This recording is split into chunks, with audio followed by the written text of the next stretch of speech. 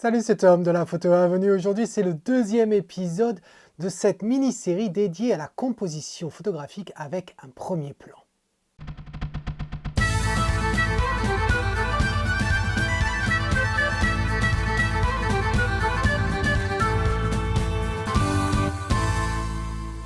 Alors en effet, voici le deuxième épisode de cette mini-série où on parle de premier plan pour une fois sur cette chaîne.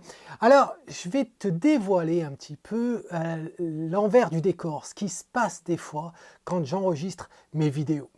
Figure-toi que dans le premier épisode que tu as vu, en fin de compte, c'était la première vidéo que j'ai faite après, bien sûr, le lever du soleil lors de la photo de Maudite. Et quand j'ai fait cette vidéo en faisant le diaporama, comme tu as pu voir la semaine dernière, d'ailleurs si tu n'as pas vu le premier épisode de cette mini-série, je t'invite à le faire, le lien s'affiche en haut à droite.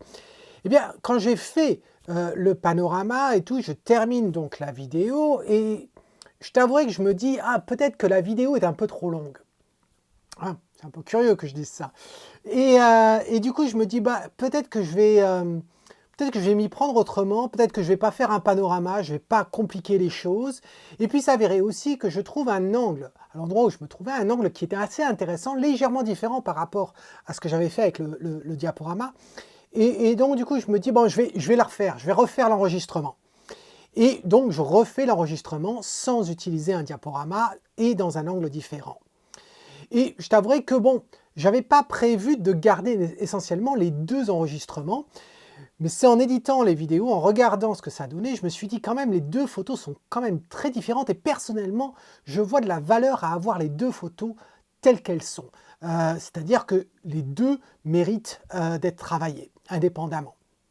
Et donc je me suis dit, si elles méritent d'être travaillées indépendamment, eh bien donc ça mérite de le partager avec toi. Donc c'est ça, ce deuxième épisode. En fin de compte, c'est une version altérée ou une version différente, si tu veux, du premier enregistrement.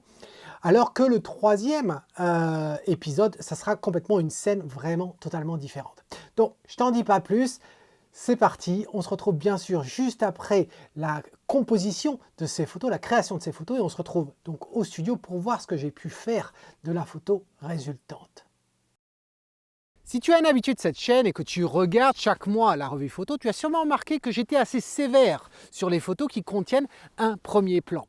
Je n'ai rien en soi contre un premier plan dans une photo à partir du moment où il se justifie. C'est comme chacun des éléments qui constituent ta composition. Trop souvent, je vois un premier plan pour mettre un premier plan.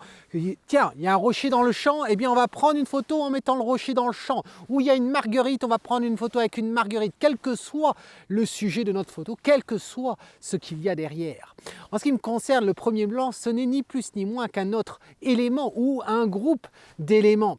Et donc, c'est toujours pareil, c'est toujours la question de est-ce que ma composition fonctionne avec tel ou tel élément? Quels sont les éléments forts? Quels sont les éléments faibles? Les éléments forts, il faut les mettre en avant. Les éléments faibles, eh bien, il faut les rebaisser, les mettre encore plus faibles, voire même hors champ si possible. Le tout, c'est d'avoir une harmonie dans notre scène afin que la narrative soit facile et que le résultat soit visuellement plaisant. Alors, comment on va aborder ça? Bien, figure-toi, j'ai dormi là cette nuit. Tu as sûrement vu la vidéo qui était sortie précédemment où je suis venu ici, en fait, hier, couché dans une tente à moins de degrés pour enfin faire une photo à laquelle j'aspirais depuis 2016. Si tu n'as pas vu la vidéo, eh bien, le lien s'affiche en haut à droite comme d'habitude. Alors, je disais, j'ai effectivement campé ici et puis je m'apprêtais à partir. Et puis avant de partir, je me suis dit, tiens, je vais quand même regarder ce que je pourrais faire autour. Et puis j'aime beaucoup ces petits rochers qu'on a là et je me suis aperçu en fin de compte qu'ils pouvaient bien fonctionner avec notre arrière-plan. Notre arrière-plan qui est bien sûr les sommets de Glencoe et Étive. Voilà.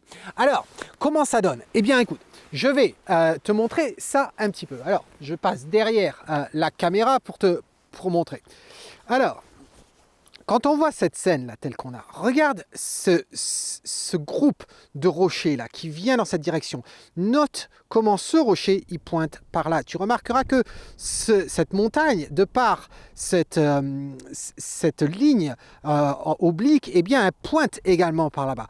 Le tout nous amène en fin de compte dans ce groupe de montagnes là-bas où se trouve justement les pistes de ski de Glencoe. Voilà. Et donc je me dis que ça pourrait être assez intéressant. Donc si on recule un petit peu, eh bien je pense qu'une composition relativement dans ce sens-là devrait fonctionner. Alors là, avec la GoPro, ça ne fonctionne pas, tout simplement parce que l'angle, c'est le plus grand angle que j'ai mis afin que tu vois tous les détails. Et qui dit super grand angle, eh bien l'arrière-plan, eh bien il est encore plus repoussé de nous. Et regarde la montagne là, celle qui est ici, là-bas. Tu as vu à quel point elle est toute petite. Et puis regarde le volume de ciel et tout. Donc celle-ci, c'est pas trop mal, mais celle-là, elle est toute petite. Et donc, de par la magie justement de nos différentes focales sur nos objectifs, eh bien, on va pouvoir compresser l'arrière-plan, rapprocher ça et faire le tout avec les groupes de rochers ici. Alors, ce que je vais faire, je vais positionner la GoPro ici sur le trépied et puis je vais te montrer comment on peut mettre tout ça en avant. Alors comme tu remarques, mon appareil est sur le trépied, je ne vais pas faire semblant de rechercher une composition pour toi puisque je l'ai déjà en fin de compte trouvé, ce qui m'a donné l'idée de faire cette vidéo. Alors, qu'est-ce que j'ai mis? J'ai mis mon R5 bien sûr sur mon trépied. Sur le R5, j'ai monté le 28-70 pour pouvoir justement zoomer. Et là, je me trouve à une focale qui se trouve aux alentours de 40. Voilà. Alors, qu'est-ce qu'il me reste à faire? Eh bien, mettre bien sûr le porte-filtre et puis aussi la télécommande. Alors, je vais mettre la télécommande. Voilà qui est mise. Le porte-filtre, j'en aurai sûrement besoin vu la luminosité de la neige et puis des nuages juste au-dessus.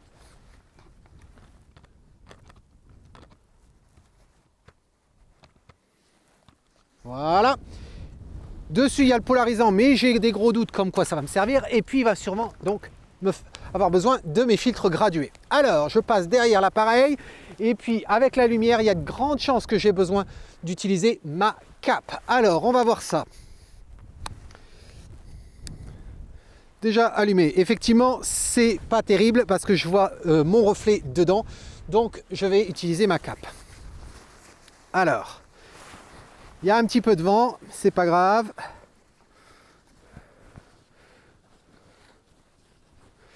Alors, il est où le bouton à pression? Voilà. Voilà qui est mis.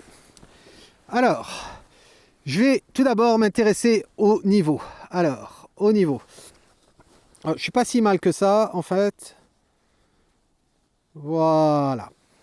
Là, 40, effectivement.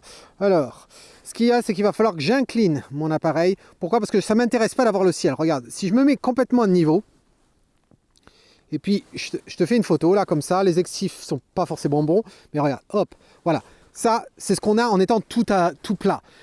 Tu regardes le volume de ciel, là, effectivement, ça ne va pas du tout. Regarde à quel point les montagnes sont complètement serrées. Tout à l'heure, je t'ai parlé de la montagne d'à côté.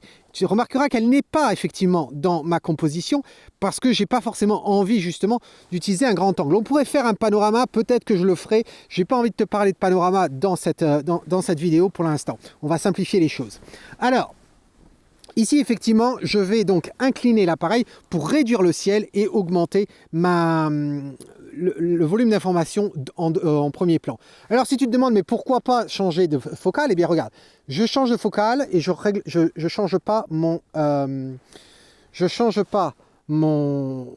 axe, hop, et tu vas voir ce qui se passe.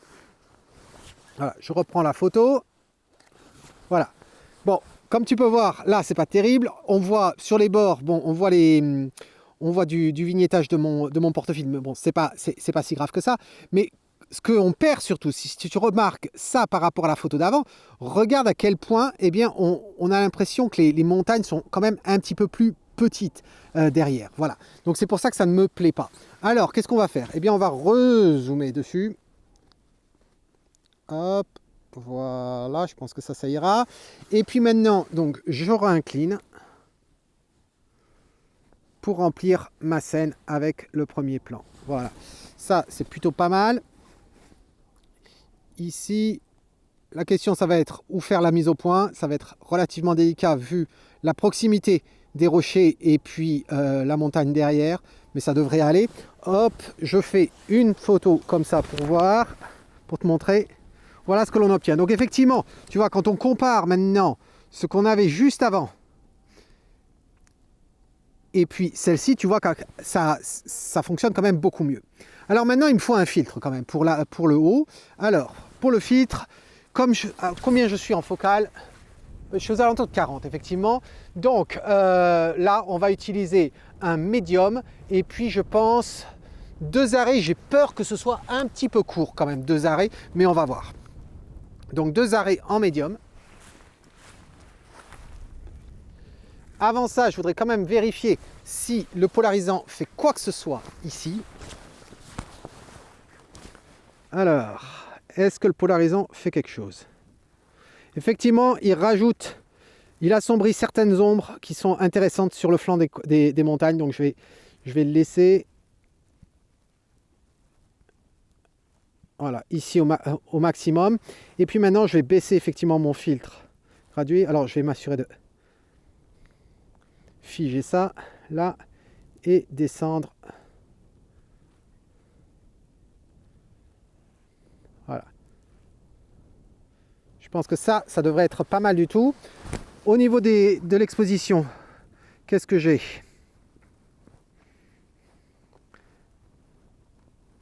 Alors, F13, 1/50e, 125 ISO. Je peux descendre à 100 ISO. Et puis, on va remonter un peu. 1/40e de seconde. C'est plutôt pas mal. Je prends la photo. Et voilà ce que l'on obtient. Alors, ce qui ne me plaît pas, c'est que tu vois le petit triangle noir à droite, pardon. Ce que je vais faire pivoter légèrement la scène. Voilà, juste légèrement. Je pense que ça devrait être pas si mal que ça. Je rebloque mon axe rotatif. Je refais la mise au point. Et je prends la photo. Voilà, donc ça, c'est plutôt assez intéressant. Tu vois qu'on a limité donc le ciel. On a quand même pas mal d'informations. Je vais zoomer dessus pour vérifier si devant c'est bien net. Et est-ce que la montagne également c'est bien net. Voilà. Donc, voilà comment, en fin de compte, tu peux utiliser ce que tu as devant toi pour créer un premier plan. Mais ne te sens pas obligé de toujours mettre un premier plan dans tes photos, surtout dans tes photos de paysage. Je sais qu'il y a des bouquins, je sais qu'il y a d'autres personnes dans les vidéos qui te disent la recette pour faire un beau paysage, il te faut 3 plans, un premier plan, un milieu et un arrière-plan. Ce sont des bêtises. Ce sont des bêtises. Tout ce qui compte, c'est la composition. Il faut que la composition justifie chacun des choix que tu fais. Voilà. Et là, je trouve que c'est quand même assez intéressant l'élément qu'on a là. Je vais faire d'autres essais ici. Je ne vais pas te garder.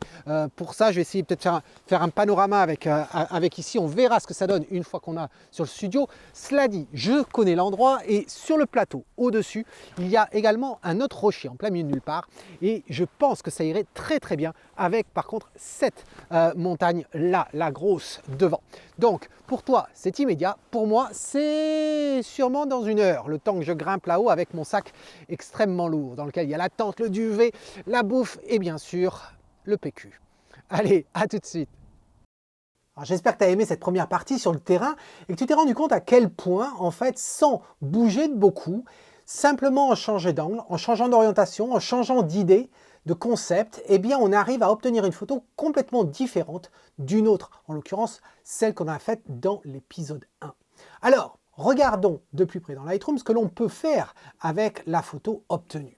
Alors, voici les photos que l'on a capturées ensemble. Il y en a une que l'on n'a pas capturée ensemble, que j'ai capturée après. Et j'ai décidé de travailler sur celle-ci. Pourquoi? Parce que, comme tu peux le voir, elle a davantage de nuages, moins de ciel bleu au-dessus des montagnes. Et du coup, c'est ce qui me plaisait le plus. Alors, si on va dans le module de développement, c'est vrai que quand on regarde cette image, elle me plaît beaucoup, mais il y a quand même des choses qui attirent mon regard inutilement. Par exemple, le triangle que l'on a ici, qui est en fait le début du flanc de montagne, celui la montagne du Buchan, dont on a parlé lors du premier épisode. Et donc là, je le trouve très visible, donc il faudrait rogner un petit peu sur la droite.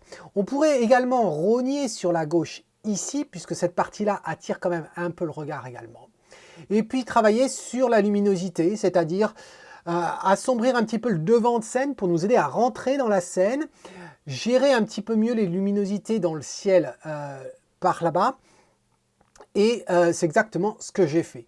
Donc, on va à la dernière étape ici, et voilà ce que ça donne. Voilà une fois que les couleurs sont mises. Alors, comment je m'y suis prise? Tout simplement avec 3 masques. Premier masque, il m'a servi en fait à augmenter les blancs. Tu sais que j'aime bien le curseur des blancs, hein. Vraiment, ça donne du punch.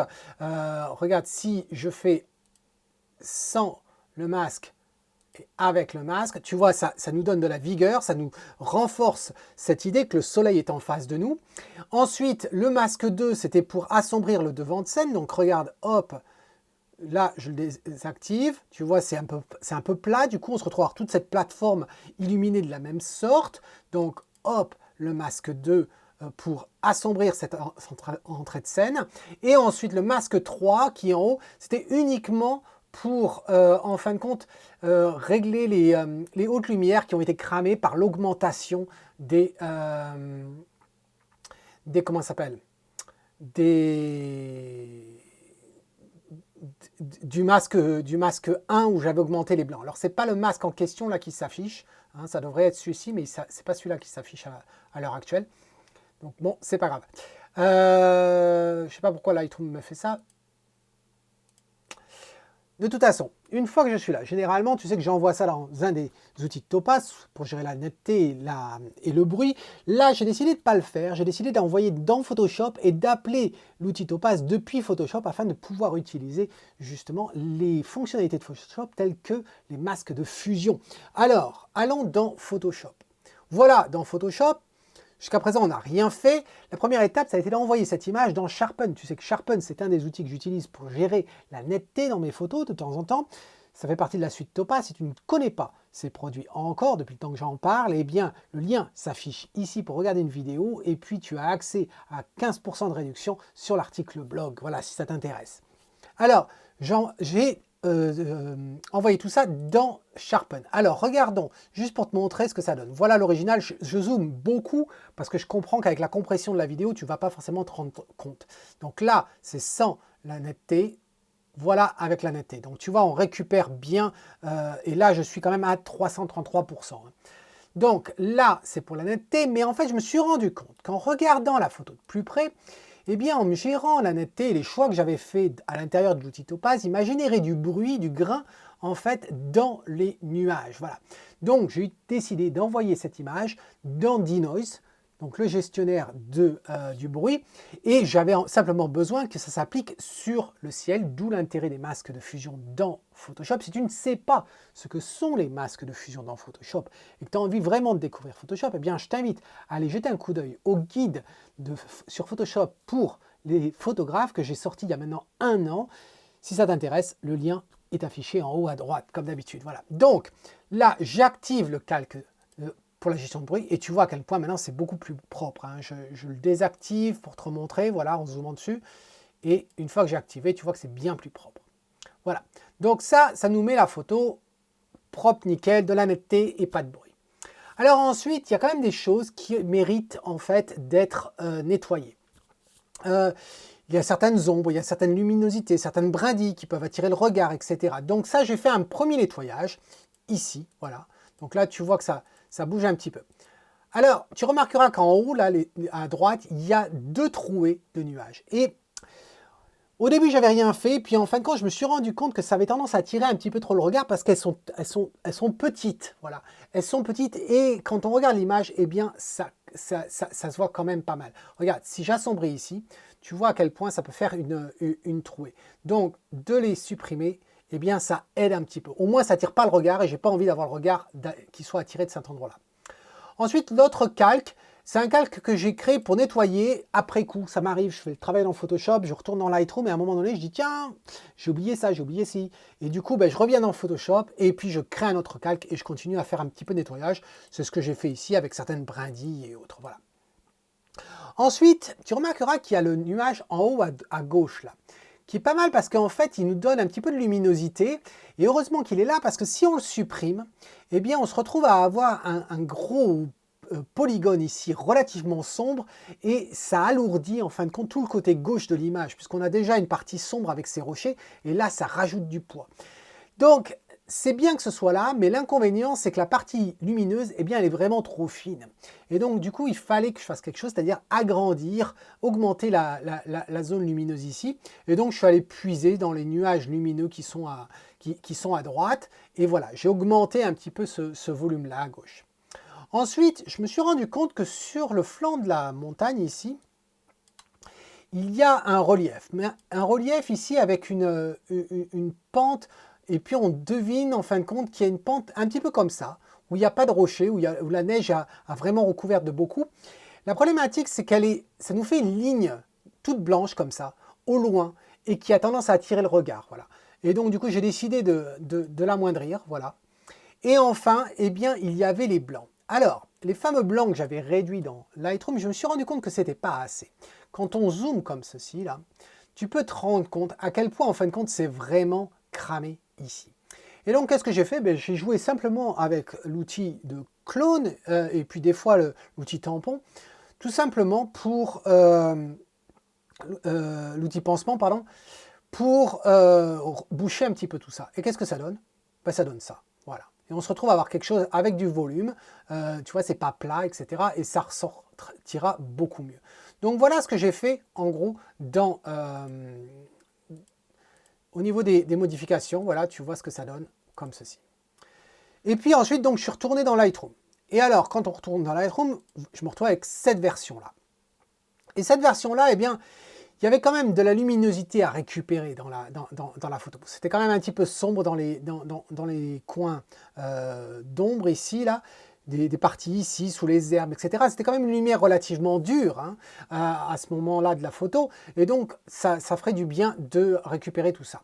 Et donc, qu'est-ce que ça donne? Eh bien, ça donne ça. Voilà. C'est très, très, très léger. Je te reviens en arrière. Tu vois, on récupère un petit peu. Donc voilà, cette photo, je l'affiche en grand comme ceci. Et je trouve qu'elle est vraiment très intéressante. Alors, quand je dis que la photo est très intéressante, bien sûr, tu le devines déjà. Eh bien, oui, elle est passée dans ma machine à imprimer, bien entendu, dans l'imprimante. Et qu'est-ce que ça a donné? Eh bien, ça a donné ceci, voilà, ceci. Et je dois dire que c'est très difficile à choisir entre cette photo, ce tirage, et le tirage de l'épisode 1. Voilà, c'est très très difficile parce que plus je passe du temps avec, et je t'avoue que j'ai eu toute la journée ce tirage de mise sur ma visionneuse, là, toute la journée, et toute la journée j'ai regardé comme ça de coin de l'œil ce tirage, et j'en suis absolument content, comblé, parce que vraiment il y a du volume dans cette photo, il y a vraiment de la profondeur, il y a vraiment une ambiance très très intéressante. Voilà. Donc là je l'ai imprimé sur du papier mat, hein, comme tu peux voir, il n'y a pas de reflet. C'est exactement le même papier que j'ai utilisé pour l'autre photo, hein, celle de l'épisode 1. C'est un papier mat mais avec une légère texture qui aide pour la texture dans les rochers légèrement, et puis dans les nuages, et puis dans l'arrière-plan aussi. Voilà. C'est très très subtil, hein. À 1,50 m, tu ne verras pas la différence. Mais voilà, c'est un papier que j'aime beaucoup, l'Etching Rack de chez Canson. Donc voilà, c'était ce deuxième épisode de cette mini-série dédiée à la composition photographique avec un premier plan.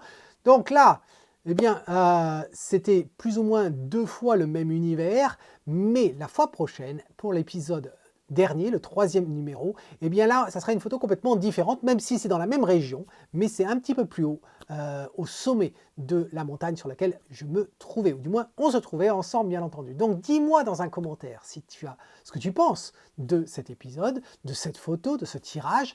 Est-ce que ça te donne envie de venir me rejoindre sur les terres écossaises? Et puis, n'oublie pas de mettre un pouce si tu apprécies, ça fait toujours plaisir. Et puis, dans le restant de la semaine, sortira le concours, les résultats du concours du mois de décembre 2021 et puis l'annonce pour bien sûr le concours spécial qui aura lieu donc au mois de janvier. En attendant, eh bien cet homme qui te dit si tu aimes ce que tu vois, eh bien capture-le. Et pourquoi pas utiliser un premier plan, mais attention, il faut que ça ait du sens. Cheers!